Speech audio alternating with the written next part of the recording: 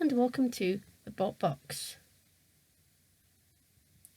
Over the course of this series, we're going to talk about a lot of robots that are boxes on wheels. Robot the Bruce is one of the earliest, if not the earliest, robot that falls in that particular category. It was a see-through box with a very slight wedge on top and no weapons, relying instead on power. The first creation of the team, then known as the Village Idiots, made its debut in Series 1 Heat C, and of course had to face the Gauntlet. Robot the Bruce took on the right-hand route in the Gauntlet, right hand from the end of the arena, in which the obstacles are known as the house robots. Lovely. Robot the Bruce got past Shunt with no problems, but dead metal wasn't as easy to deal with. So while Shunt returned to axe Robot the Bruce pushed dead metal into the end zone before driving there itself. Cue praise for the driving. So Robot the Bruce was through to the trials, which this time was football. The aim, score a goal, and you're safe. For this trial, Robot the Bruce had 2 extra polycarbonate panels on the side to help with manoeuvring the ball. It was Robot the Bruce that got to the ball first, but after a tackle from Dreadnought, now weaponless after one of its famous breakdowns, the ball ended up going to an Axebot called Wedgehog. However, Wedgehog didn't score. You see, Robot the Bruce tackled it after a failed attempt at scoring, got the ball right back and scored a goal. It was Wedgehog that failed in the attempt to score. And Robot the Bruce did score. So that put Robot the Bruce through to have a fight where they drew up an actual Wedgehog. Cruella. Cruella's team was scared of Robot the Bruce. Everyone was. Dreadnought's team had already expressed a wish not to fight Robot the Bruce. However, at the start of the fight, Cruella managed to find a weakness in the form of Robot the Bruce's ground clearance. It was enough for a wedge, like Cruella, to get underneath and start pushing, which Cruella did try to do. Successfully got under, not so successful with the pushing. However, Robot the Bruce did escape and push Cruella. However, Cruella escaped every single time. Its last escape, however, saw Cruella speed off and drive onto an arena grill. And there, Cruella got stuck and lost. So, into the heat final went Robot the Bruce, where it faced Wedgehog, armed with an axe and a wedge.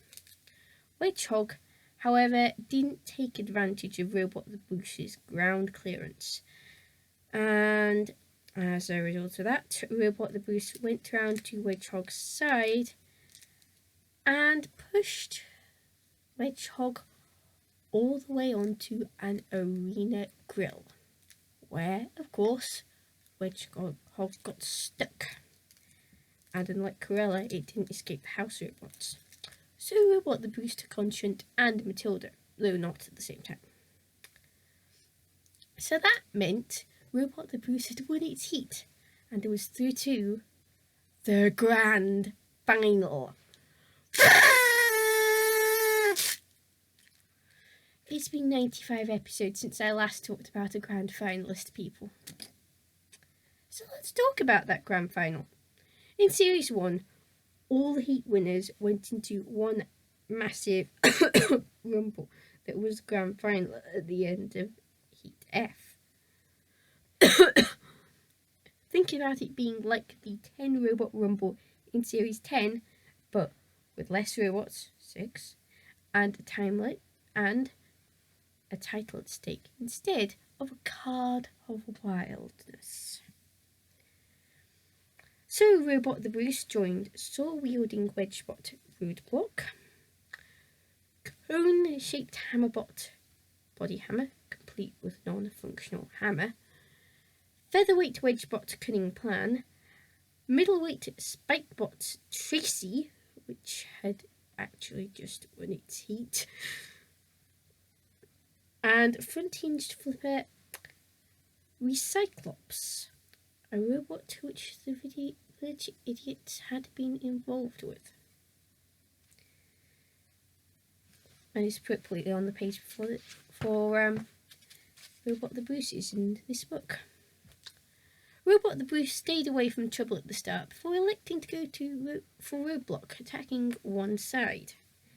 Robot the Bruce then went after Tracy, which promptly got stuck on top of Cunning Plan.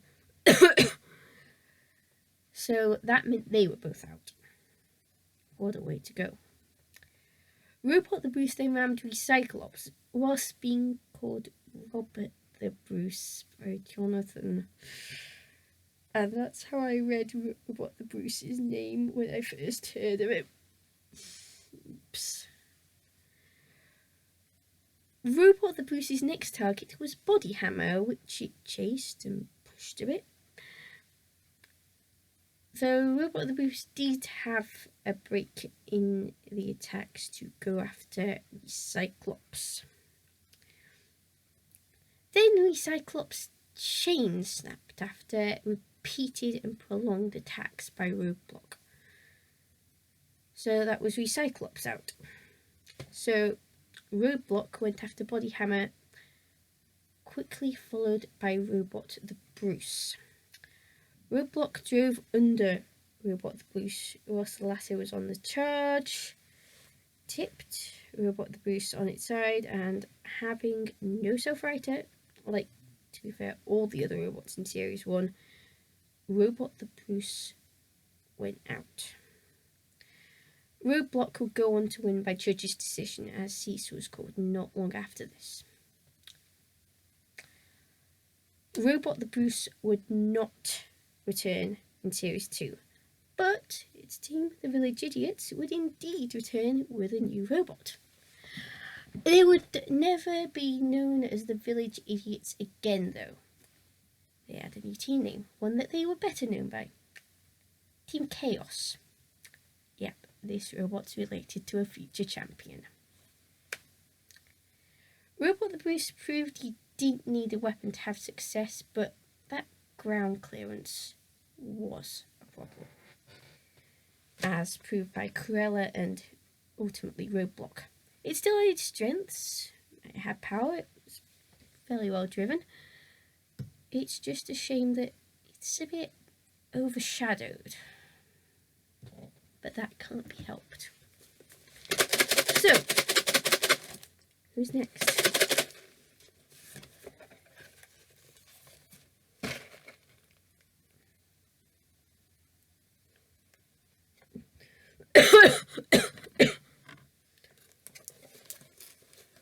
I hate lingering coughs. No, that's not what's next.